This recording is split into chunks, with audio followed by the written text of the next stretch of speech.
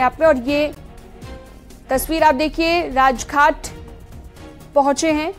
Exclusive तस्वीरें इस वक्त न्यूज़ 18 आपको दिखा रहा है। देश के प्रधानमंत्री नरेंद्र मोदी को आप देख रहे हैं।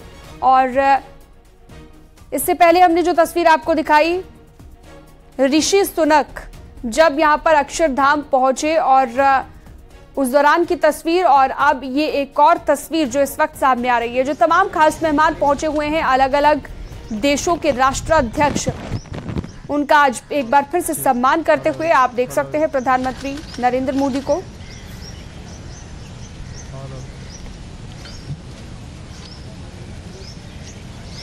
तो सभी देशों के राष्ट्राध्यक्ष पहुंचे हुए हैं इस वक्त दिल्ली में। G20 समिट का आगाज कल ही हो गया था और आज का दिन भी बहुत महत्वपूर्ण रहने वाला है। 2 सेशन कल हो चुके हैं, 1 सेशन आज होना है। और ये इंटरनेशनल इवेंट चूंकि भारत में आयोजित किया जा रहा है, तो भारत इसकी मेजबानी कर रहा है। और प्रधानमंत्री नरेंद्र मोदी को आपने देखा कि तमाम जो अलग अलग देशों के राष्ट्राध्यक्ष हैं, उनका सम्मान करते हुए। तो विदेशी मेहमानों के साथ प्रधानमंत्री को आप देख सकते हैं। विदेशी मेहमान जो हैं पहुंच रहे हैं और एक एक कर उनका सम्मान करते हुए प्रधानमंत्री को आप देख रहे हैं।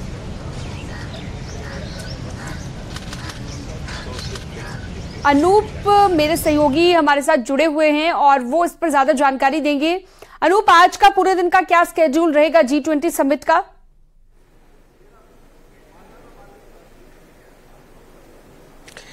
देखिए, आपको बता दूं कि जिस तरीके से आपने अभी तस्वीरों में भी देखा, जो तमाम जो राष्ट्राध्यक्ष दिल्ली पहुंचे हैं जी समिट समारोह में शामिल होने के लिए, वो सभी राजघाट पहुंच रहे हैं। प्रधानमंत्री नरेंद्र मोदी उनका स्वागत कर रहे हैं। उसके बाद वो महात्मा गांधी की समाधि में भी जाएंगे, वहां फूलमाला अर्पण करेंगे और उसके बाद तकरीबन 10:15 बजे के करीब फिर से भारत मंडपम में राष्ट्राध्यक्षों के आने का सिलसिला शुरू हो जाएगा। कई मायने में कह सकते हैं कि आज की बैठक जो है वो कई अहम है और 10:30 बजे से जो है वो इस जी समिट का आखिरी सत्र वन फ्यूचर थीम पर शुरू होगा, जो कि 12:30 बजे तक चलेगा। देखिए, कई लिहाज से जो ये बैठक G20 की बैठक हुई है वो ऐतिहासिक कहा जा सकता है, क्योंकि ऐतिहासिक फैसले जो है वो इस बैठक में ली गई है। और खास तौर पर ये इसलिए भी महत्वपूर्ण हो जाता है क्योंकि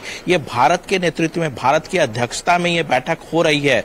देखिए, कल की बैठक में क्या उपलब्धियां हुई है, अगर इसकी बात अगर संक्षेप में हम बताएं तो जिस तरीके से अफ्रीकन यूनियन को G20 में शामिल कराया गया है, ये अपने आप में ऐतिहासिक है। इसके अलावा जो सबसे बड़ा फैसला जो G20 के दौरान ली गई है वो है India middle east Europe economic corridor. ये अपने आप में बहुत महत्वपूर्ण है।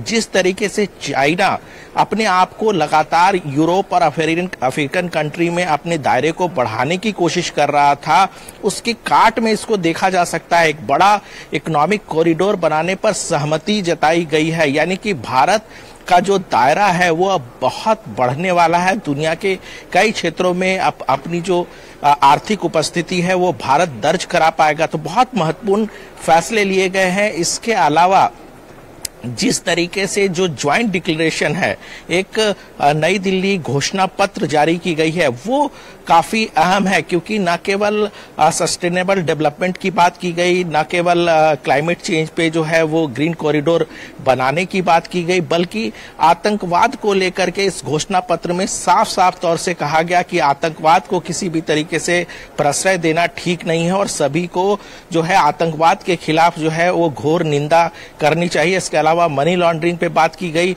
इसके अलावा जिस तरीके से दुनिया में कोरोना के बाद आर्थिक स्थिति बदली है, जिस तरह से आर्थिक परिस्थितियां बदली है, कई देश आर्थिक स्थिति से कमजोर है, तो कैसे समावेशी विकास हो, किस तरह से आर्थिक स्तर पे सभी देश एकजुट हों, तो इस पर भी बातचीत करी गई है। यानी कुल मिला के कह सकते हैं कि ये जो 2 दिनों की बैठक है, पहले ही दिन बहुत एक कह सकते हैं कि ऐतिहासिक फैसला जो है वो भारत की अध्यक्षता में जो G20 की बैठक हो रही है उसमें ली गई है।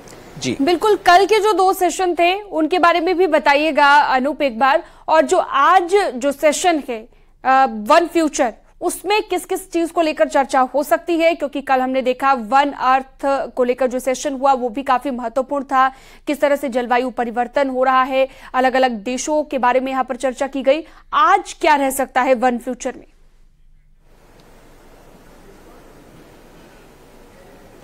देखिए, आपको बता दूं कि कल 2 सेशन हुए थे जिसमें वन अर्थ और वन फैमिली, ये 2 थीम पर दोनों बैठकें हुई थी। और जिस तरीके से इन दोनों बैठकों के बाद पहले ये कहा जा रहा था कि एक जो साझा समझौता है, एक डिक्लेरेशन है, वो आना संभव नहीं है, लेकिन जिस तरीके से कल शाम तक में दिल्ली डिक्लेरेशन जारी की गई, दिल्ली घोषणा पत्र जारी की गई, यानी कि एक आम सहमति बनाई गई, अपने आप में महत्वपूर्ण है। क्योंकि इस आम सहमति में न केवल आतंकवाद का जिक्र किया गया, बल्कि जिस तरीके से लगातार दुनिया के तमाम देश, देखिए इससे पहले जो बाली डिक्लेरेशन थी उसमें रशिया और यूक्रेन को लेकर के कई विवाद खड़े हुए थे, लेकिन भारत की कूटनीतिक जीत थी कि इस बैठक में यूक्रेन का जिक्र किया, उसमें जिक्र किया गया कि वॉर इन यूक्रेन, जबकि बाली जो डिक्लेरेशन है उसमें वार अगेंस्ट यूक्रेन की बात की गई थी। ये बहुत ही बड़ा कूटनीतिक जीत है, यानी कि जिस तरीके से भारत ने ये जताया था कि रशिया हो या यूक्रेन हो, दोनों देश जो है वो भारत के करीब हैं, भारत के फ्रेंडली कंट्री हैं, युद्ध नहीं होनी चाहिए। देखिए, प्रधानमंत्री नरेंद्र मोदी के इस ज्वाइंट डिक्लेरेशन में ये बात भी सामने आई कि प्रधानमंत्री ने कहा कि युद्ध का समय अब दुनिया में नहीं है, यानी कि युद्ध की जगह कुछ भी नहीं है, और पूरी दुनिया को जो यूनाइटेड नेशन चार्टर्ड है उसको मानना चाहिए। यानी कहीं ना कहीं उन्होंने प्रत्यक्ष और परोक्ष रूप से ये भी बताया कि जिस भी देश में युद्ध हो रही है या युद्ध की आशंका है उसको किसी भी तरीके से नहीं ठहराया जा सकता है। दूसरी बात यह है कि ग्लोबल साउथ के एक लीडर के तौर पर भारत उभर कर सामने आया है। जिस तरीके से उन्होंने यूरोपियन यूनियन का साथ दिया, क्योंकि पहले कहा जा रहा था कि शायद यूरोपियन यूनियन को G20 की अस्थायी सदस्यता नहीं मिलेगी, लेकिन भारत की एक सफलता है, भारत की कूटनीतिक सफलता है कि यूरोपियन यूनियन को शामिल कराया गया। एक बहुत ही महत्वपूर्ण फैसला है। ग्लोबल साउथ यानी ग्लोबल साउथ के नेतृत्व करने का एक मामला जो है वो सीधे सामने आता दिखा है।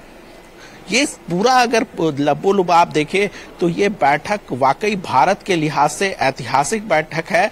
और आज वन फ्यूचर के थीम पर बैठक होगी, 12:30 बजे तक ये जो है सेशन चलेगा, उसके बाद बैठक खत्म हो जाएगी। कुछ बायलेटरल स्टॉक हैं, ये भी होगी।